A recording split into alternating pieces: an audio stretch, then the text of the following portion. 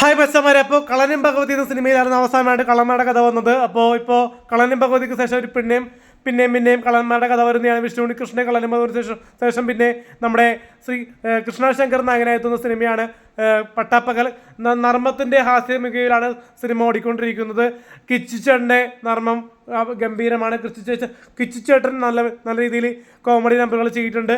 Family comedy entertainment സിനിമയാണ് പട്ടാപ്പകൽ. പിന്നെ ഇതിൻ്റെ സംവിധാനമാണെങ്കിലും മികച്ച എൻ്റർടൈൻമെൻ്റ് ആണ്.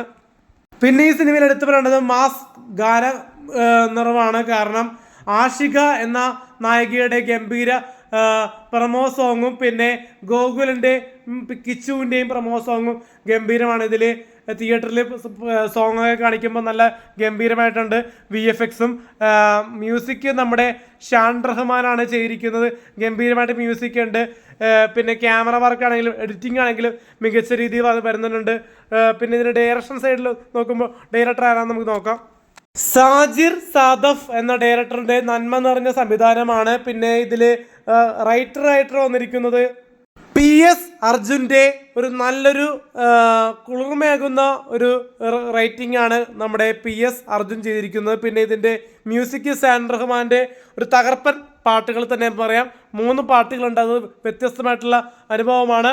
കള്ളന്മാരുടെ ഗംഭീര അഭിനയമാണ്. വണ്ടി മോഷ്ടാക്കളുടെ കഥയാണ് പറയുന്നത്. ഇത് മെസ്സേജുള്ള സിനിമയാണ്. തീർച്ചയായിട്ടും തിയേറ്ററിൽ പോയി തന്നെ കാണേണ്ട ഒരു കൃഷ്ണശങ്കറിൻ്റെയും സുധീർ കോപ്പയുടെയും രമേശ് പിഷാരടി സാറിൻ്റെയൊക്കെ കോമഡി നമ്പറുകളൊക്കെ വർക്കൗട്ടായി പോയിട്ടുണ്ട്. അതുപോലെ തന്നെ തിയേറ്ററിൽ പോയി കാണാൻ. റേറ്റിംഗ് 5/4.